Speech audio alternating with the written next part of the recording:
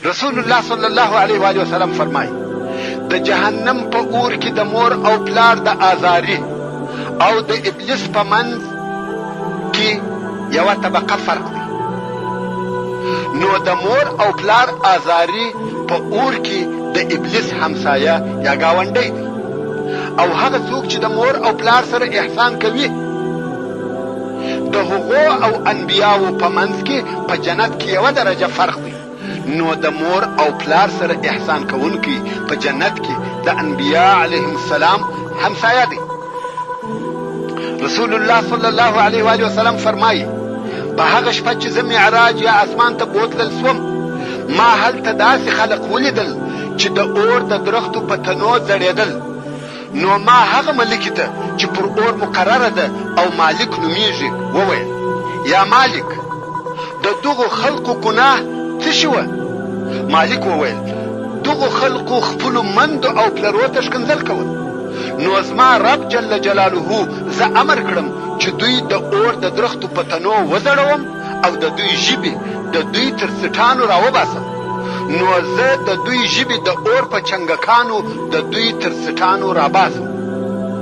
رسول الله صلی الله علیه و آله وسلم فرمایي که چا خپل مور او پلار ته بد وویل، د ده په قبر کې به د ده پر سر د ټولو هغه بارانو د څاڅکو په شمېر چې د اسمان څخه مځکې ته رالوېدلي دي یا را اورېدلي دي د اور سکروټې واورول شي. رسول الله صلی الله علیه و آله وسلم فرمایي هیڅ شی ما دونه نه ستړی کوي لکه څونه چې د هغو کسانو دپاره ستړی کېږم چې مور او پلار عاق کړي وي. وایي زه به په جنت کې یم او د دوی هغه چیغې او بغارې به واورم چې تر وهلو لاندې یې وهي، او د دوی ژړا به اورم. زما زړسوی به ما راولي چې تر عرش لاندې سجده وکړم او د دوی دپاره شفاعت وکړم. الله جل جلاله به راته وفرمایي: یا محمد صلی الله علیه و آله وسلم، سر دې راپورته کړه، دغه د مور او پلار آزاریان خلک زه د اور څخه نه راباسم تر څو چې مور او پلار یې ځینې راضي نه سي او خپل حقوق ور ونه بخښي. نو رسول الله صلی الله علیه و آله وسلم فرمایي زه بیرته خپل ځای ته راسم او په نورو کارو مشغوله سم، بیا د دوی چغارې او ژړا واورم، بیا تر عرش لاندې و الله جل جلاله ته پر سجده سم. الله جل جلاله وفرمایي سر دې راپورته کړه، هر څه چې غواړې درکوم یې بې له دغه آزاریانو څخه. دوی به تر هغو د اور څخه راونوځي تر څو چې مندې او پلرونه یې راضي نه سي. رسول الله صلی الله علیه و آله وسلم فرمایي زه خپل ځای ته رهیسم او دوی هیر کړم، بیا د دوی ژړا او زګیروی واورم.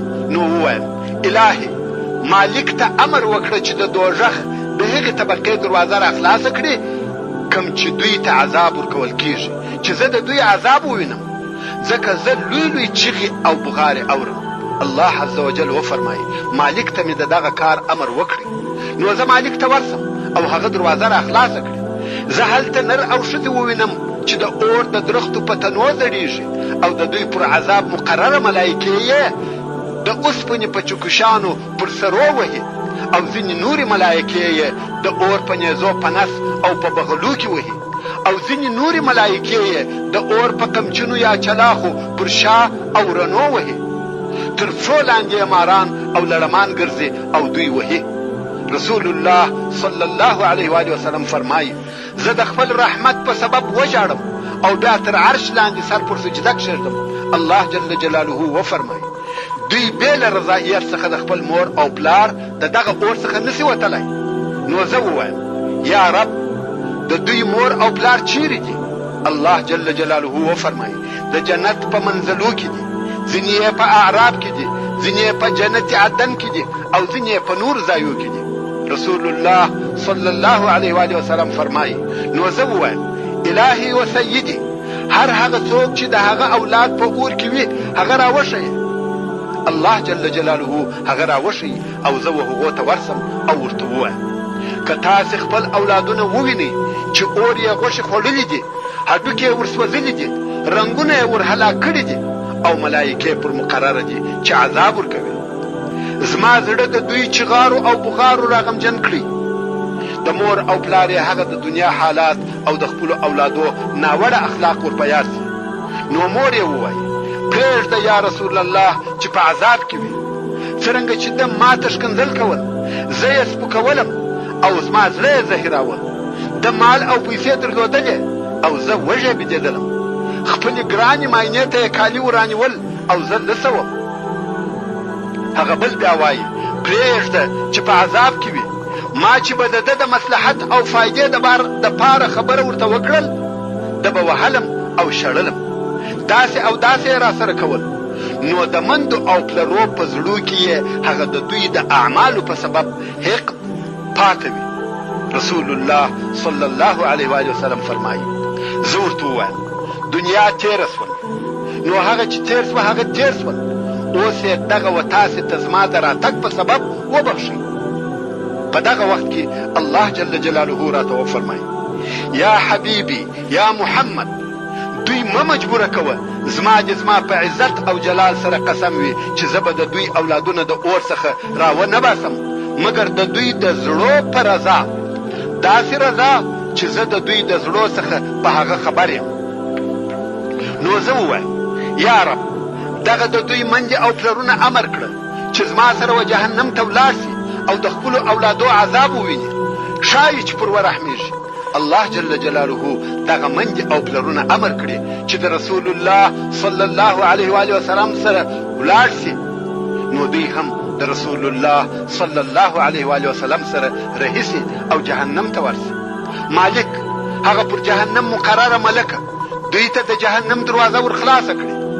کوم وخت چې دغه منځې او پلرونه د خپلو اولادو عذاب وویني نو وژاړي او وایي موږ نه وو خبر چې دوی په دغه شدید عذاب کې دي.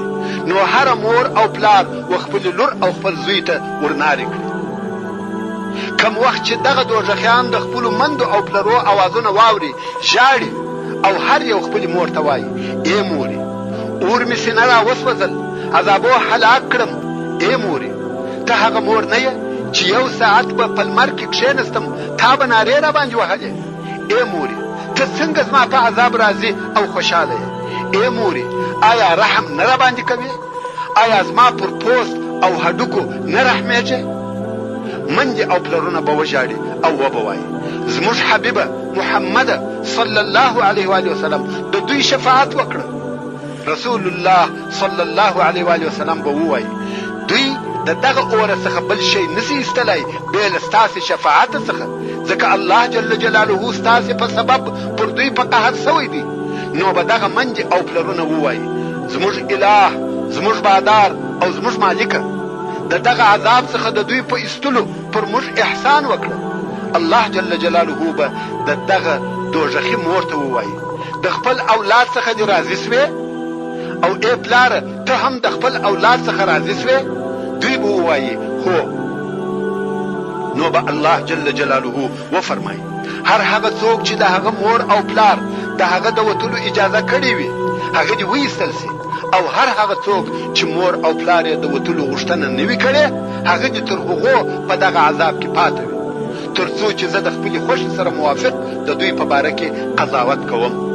نو به دغه کسان چې مور او پلار یې ځینې راضي سي د دوزخ څخه راویستل سي او دوی به سکاره ګرځېدلي وي. نو به د حیوان د ولې یا چینې اوبه پر دوی توی سي او پر دوی به غوښه، پوست او وریښتان راشنه سي او جنت ته به داخل کړل سي. رسول الله صلی الله علیه و وسلم فرمایي که څوک په داسې حال کې مړ سي چې مور او پلار ځینې ناراضه وه هغه ته به د جنت بوی ورونه رسېږي. د مور او پلار ازاري ته ووایه هر ښه کار چې کوې ثواب نه درکول کېږي. رسول الله صلی الله علیه و وسلم فرمایي د الله جل جلاله رضا د مور او پلار په رضا کې ده او نه رضایت یې د مور او پلار په نه رضایت کې دی. رسول الله صلی الله علیه و وسلم فرمایي که چا مور او پلار آزار کړل د الله جل جلاله او رسول الله صلی الله علیه و وسلم نافرمانی وکړه. د مور او پلار آزاري چې په قبر کې کښېښول سي قبر یې داسې کښېکاږي چې پښتۍ یې سره تیرې سي، او هغه چې په جهنم کې تر ټولو سخت عذاب ورکول کېږي هغه 3 نفره دي: د مور او پلار آزاري، زنا کوونکی او مشرک بالله عز وجل. یو د ښو او صالحو خلکو څخه وایي یوه شپه په یوه هدیره کې رهي وم، پر یوه قبر ورغلم چې د هغه څخه اور راوتی. ورته ودرېدلم او ورته کتل مې چې قبر وچاوي. د قبر څخه یو تور سړی چې په لاس کې یې د اوسپنې سوټی و او یو خر راووتی. دغه سړي به دغه خر پر سر په سوټي واهه او خره به نارې وهلې. بیا یې دغه خر د اور په زنځیر کش کړي او په قبر یې ننویستی. دغه سړی هم په قبر پسې ننوتی او قبر پر بند سو. زه په فکر او تعجب کې سوم، څو پر یوه ښځه پېښ سوم. د هغې ښځې څخه مې د دغه سړي او خره په باره کې پوښتنه وکړل. ښځې راته وویل دغه خر یو سړی و چې زنا یې کول او شراب یې څښل، خو مور به یې قهر او غضب پر کاوه.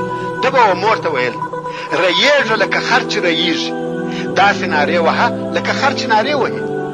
کوم وخت چې دغه سړی مړ سو، الله جل جلاله په قبر کې خر ځینې جوړ کړي او اوس هره شپه دغه تور سړی د ده د قبره څخه راوځي، دی وهي او د اور په زنځیر یې راکشوي او په وهلو کې ورته وایي ای خره، بیا یې بیرته قبر ته ننباسي او قبر پسې بند سي. الله جل جلاله دې موږ او تاسې د جهنم د عذاب څخه او د جبار د قهر څخه او د دوزخیانو د عمل څخه په خپل فضل او کرم سره وساتي. آمین یا ارحم الراحمین.